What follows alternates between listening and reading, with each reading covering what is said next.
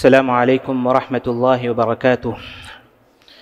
بسم اللہ الرحمن الرحیم، الحمد للہ رب العالمین والصلاة والسلام علی رسولہ الکریم وعلی آلہ واصحابہ اجمعین، اما بعد۔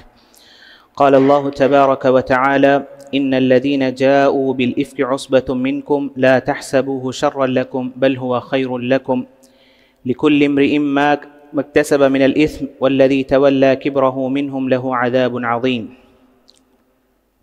محترم حضرات، پیارے بچوں، نوجوان ساتھیوں اور پردہ نشین خواتین اسلام، اللہ تعالیٰ کا فضل و کرم ہم پر ہے کہ محض اس کی توفیق سے آج الحمدللہ ہم نے 18ویں تراویح مکمل کی۔ اس میں جو ہے سورۃ النور، سورۃ الفرقان اور سورۃ الشعراء کا کچھ حصہ پڑھا گیا۔ تو انشاءاللہ سورۃ النور کے تعلق سے چند باتیں میں آپ کے سامنے رکھنا چاہتا ہوں۔ قبل اس کے کہ میں موضوع کے طرف جاؤں، آج کا درس شیخ دکتور الیاس حفظہ اللہ کا تھا، بعض صحت کی ناسازی کی وجہ سے وہ نہیں آ سکے، تو میں مختصر طور پر انشاءاللہ کچھ باتیں آپ کے سامنے رکھنا چاہتا ہوں۔ قبل اس کے کہ میں سورۃ النور کے تعلق سے ایک بات بتاؤں، اس سے پہلے چند باتیں مسجد کے آداب کے تعلق سے آپ لوگوں کے سامنے رکھنا مناسب سمجھتا ہوں۔ مسجد یہ اللہ کا گھر ہوتا ہے، یہ اللہ کا گھر ہے، اس کی عزت اور اس کا ادب کرنا ہر ایک مسلمان پر ضروری ہے۔ اور مسجد کو جب ہم آتے ہیں تو بعض آداب کا ہمیں لحاظ کرنا چاہیے، اس کا خیال ہمیں کرنا چاہیے۔ اللہ تعالیٰ قرآن میں فرماتا ہے یا بنی آدم خذوا زینتکم عند کل مسجد، اے آدم کی اولاد، جب تم مسجد کو آتے ہو تو خوبصورتی کے ساتھ آؤ، اچھے لباس پہن کر آؤ، عطر لگا کر آؤ۔ تو جو کچھ بھی ہمیں خوبصورتی کے آئٹمس ہیں اس کو جو ہے استعمال کرنے کی ضرورت ہے مرد حضرات کے لیے۔ عورت جو ہے سیدھے سادے لباس میں آنا چاہیے۔ تو اس سے یہ بات معلوم ہوتی ہے کہ ہم مسجد کو آتے ہوئے اچھے طریقے سے، اچھے لباس میں ہم لوگ مسجد کو آئیں۔ اور مسجد میں جب آ جاتے ہیں ہم لوگ تو نماز کے انتظار کے دوران اللہ کے رسول صلی اللہ علیہ وسلم نے فرمایا کوئی جو ہے اس طرح نہ بیٹھے اور نٹک نہ توڑے۔ نماز کو جب انتظار کرتے ہیں تو اس وقت جو ہے ان سب کاموں سے ہمیں پرہیز کرنا چاہیے۔ اور اسی طرح نماز مسجد میں بیٹھنے سے پہلے 2 رکعت تحیۃ المسجد کی نماز ادا کرنا سنت ہے۔ رسول صلی اللہ علیہ وسلم نے فرمایا کہ تم میں سے کوئی شخص اس وقت تک نہ بیٹھے جب تک کہ 2 رکعت سنت کی نماز نہ پڑھ لے۔ اور ہم جانتے ہیں کہ مسجد اللہ تعالیٰ کی عبادت کے لیے ہے، اللہ تعالیٰ کا ذکر ہونا چاہیے، قرآن کی تلاوت ہونی چاہیے، اور مسجد میں بیکار کی باتیں اور دنیاوی باتیں سے جو ہے ہمیں پرہیز کرنا چاہیے، ہمیں بچنا چاہیے۔ دنیاوی باتوں میں جو بیکار کی چیزیں ہم لوگ کرتے ہیں، جو بھول بھی جاتے ہیں، یا بعض لوگ جو ہے عمدن جو ہے اس کو کرتے ہیں، وہ ہے موبائل فون۔ موبائل فون کو بند نہیں کرتے یا سائلنٹ میں نہیں ڈالتے ہیں، یا نماز کے دوران باتیں کرتے رہتے ہیں۔ اللہ کے رسول صلی اللہ علیہ وسلم نے ہمیں حکم دیا ہے کہ ہم جب قرآن کی تلاوت ہوتی ہے، قرآن کی تلاوت کے وقت خاموشی کے ساتھ ہم کو سننا چاہیے۔ لیکن ہم دیکھتے ہیں کہ بعض لوگ موبائل فون میں بزی ہوتے ہیں، یا لوگ باتیں کر رہے ہوتے ہیں۔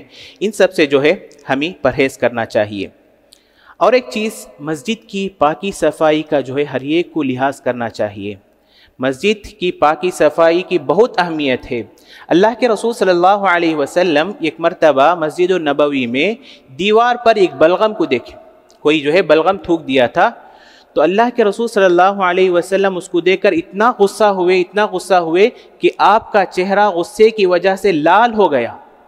تو اس کے بعد ایک صحابی جو ہے اس کو پوچھتے ہیں، اس کو صاف کرتے ہیں اور اس جگہ خوشبو لگا دیتے ہیں، تو اللہ کے رسول صلی اللہ علیہ وسلم اس کے بعد جا کر خوش ہوتے ہیں۔ تو جب ہم مسجد میں ہوتے ہیں تو صفائی کا خاص خیال رکھیں۔ تو یہ چند باتیں تھیں جو مسجد کے آداب کے تعلق سے میں نے آپ کے سامنے رکھنا مناسب سمجھا۔ اللہ تعالیٰ سے دعا ہے کہ اللہ تعالیٰ ہم سب کو جو ہے ان باتوں پر عمل کرنے کی توفیق عطا فرمائے۔ سورۃ النور یہ بہت ہی اہم سورت ہے. اس میں اللہ تعالیٰ نے کئی مضامین بیان کیے ہیں، کئی اہم مضامین بیان کیے ہیں.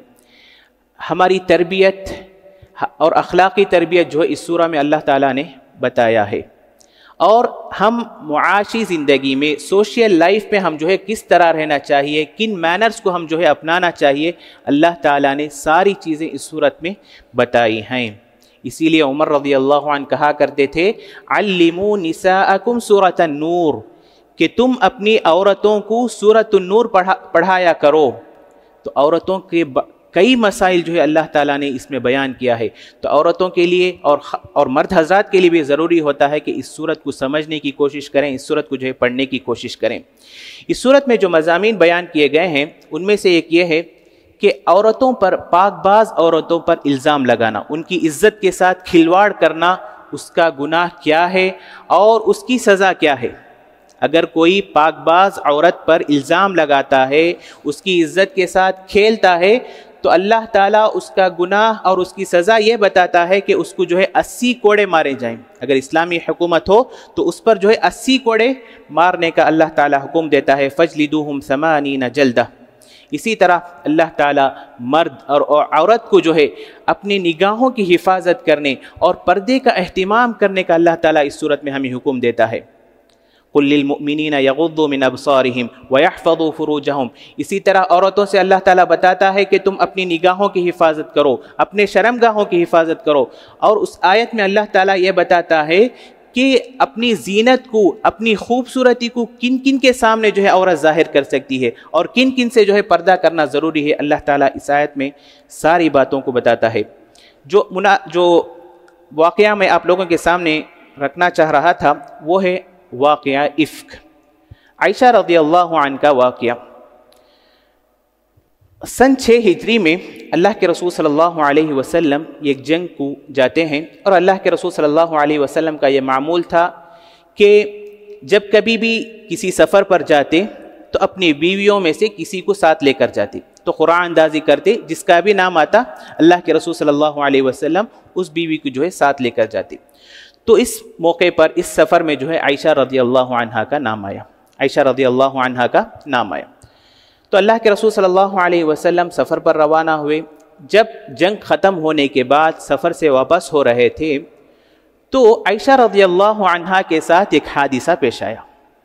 وہ یہ کہ عائشہ رضی اللہ عنہا قضائے حاجت کے لیے کہیں چلی گئی تھیں، اور اللہ کے رسول صلی اللہ علیہ وسلم سفر کرنے کا حکم صحابہ اکرام رضوان اللہ علیہ مجمعین کو دے دیے تھے. تو عائشہ رضی اللہ عنہا جب قضائے حاجت سے واپس آتی ہیں تو دیکھتی ہیں کہ ان کے گلے میں جو ہار تھا وہ گم ہو گیا ہے. تو عائشہ رضی اللہ عنہا اس کو ڈھونڈنے میں لگ جاتی ہیں، اور صحابہ اکرام رضوان اللہ علیہ مجمعین اس جگہ کو چھوڑ کر چلے جاتے ہیں. اور اللہ کے رسول صلی اللہ علیہ وسلم کا یہ بھی معمول تھا کہ جب سفر کرتے اس جگہ کو چھوڑنے کے بعد ایک صحابی کو وہاں پہ مقرر کر دیتے تھے کہ کوئی چیز چھوٹی ہوئی ہے یا نہیں دیکھنے کے لیے اللہ کے رسول صلی اللہ علیہ وسلم کسی صحابی کو منتخب کرتے تھے. تو اس وقت صفوان بن معطل السلمی رضی اللہ عنہ کی باری تھی. ان کی ذمہ داری تھی کہ وہ اس جگہ کا جائزہ لیں. تو عائشہ رضی اللہ عنہا جب ڈھونڈ کر واپس آئیں تو انہوں نے دیکھا کہ سارے لوگ چلے گئے ہیں، سارے لوگ چلے گئے ہیں. اور عائشہ رضی اللہ عنہا جس سیٹ میں بیٹھتی تھی وہ بہت ہی ہلکا تھا. صحابہ اکرام رضوان اللہ علیہ وسلم نہیں سمجھے کہ عائشہ رضی اللہ عنہا اس میں ہیں یا نہیں، اس لیے کہ عائشہ رضی اللہ عنہا بہت دبلی اور پتلی تھی، تو کچھ بھی محسوس نہیں ہوا. تو صفوان بن معطل السلمی رضی اللہ عنہ وہ جو ہے اس جگہ کا راؤنڈ لگاتے ہیں، چکر لگاتے ہیں، تو دیکھتے ہیں کہ عائشہ رضی اللہ عنہا وہاں پر بیٹھی ہوئی ہیں. تو فوراً انا للہ و انا الیہ راجعون پڑھتے ہیں. جیسے ہی عائشہ رضی اللہ عنہا انا للہ و انا الیہ راجعون سنتے ہیں فوراً اپنے چہرے کو چھپا دیتی ہیں، فوراً اپنے چہرے کو چھپا دیتی ہیں. حدیث میں آتا ہے کہ صفوان بن معطل السلمی رضی اللہ عنہ عائشہ رضی اللہ عنہا کو پردے سے پہلے، پردے کے حکم آنے سے پہلے ان کو دیکھے ہوئے تھے، اس لیے وہ پہچان گئے. اس کے بعد صفوان رضی اللہ عنہ ان کو اپنی اونٹنی پر بٹھاتے ہیں اور سیدھے لے کر چلتے ہیں.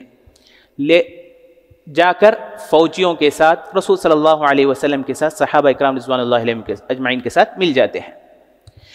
تو اس موقع کو اس چیز کو جو ہے منافقین کا جو سردار تھا عبداللہ بن ابی سلول، اس کو جو ہے دیکھ لیتا ہے کہ عائشہ رضی اللہ عنہا ایک صحابی کے ساتھ آ رہی ہیں۔ تو عائشہ رضی اللہ عنہا پر وہ الزام لگاتا ہے، غلط الزام لگاتا ہے کہ عائشہ رضی اللہ عنہا کا تعلق صفوان سے ہے۔ سبحان اللہ، دیکھیے دنیا کی زبان سے، دنیا کی باتوں سے، دنیا کے کمنٹ سے کوئی نہیں بچ سکتا، عائشہ رضی اللہ عنہا خود نہیں بچ سکی۔ تو اس کے بعد جب عائشہ رضی اللہ عنہا مدینہ پہنچ جاتے ہیں، اللہ کے رسول صلی اللہ علیہ وسلم مدینہ پہنچ جاتے ہیں، تو عائشہ رضی اللہ عنہا محسوس کرتی ہیں کہ اللہ کے رسول صلی اللہ علیہ وسلم جو محبت مجھ سے پہلے کرتے تھے اتنی محبت اب نہیں کر رہے ہیں۔ عائشہ رضی اللہ عنہا کو خود اس بات کا معلوم نہیں کہ ان کے بارے میں کیا باتیں کر رہے ہیں، لوگ کیا باتیں کر رہے ہیں۔ پھر ایک مرتبہ عائشہ رضی اللہ عنہا بیمار ہو جاتی ہیں اور اپنے گھر کو آ جاتی ہیں، ابو بکر رضی اللہ عنہ کے گھر کو آ جاتی ہیں۔ تو قضاء حاجت کے لیے وہ اپنی خالو ام مستح کے ساتھ جا رہی ہوتی ہیں، تو ام مستح کا پیر جو ہے ایک پتھر میں یا کسی اس میں اٹک جاتا ہے، تو فوراً وہ جو ہے اپنے بیٹے مستح رضی اللہ عنہ کو جو ہے بد دعا دیتی ہیں، ماں جو ہے اپنے بیٹے کو بد دعا دیتی ہیں۔ تو عائشہ رضی اللہ عنہ پریشان ہو جاتی ہیں کہ کیوں ایسے صحابی کو جو بدر میں شریک ہوا، جو بدر میں پارٹیسپیٹ کیا، ایسے شخص کو آپ نے کیوں بد دعا دی؟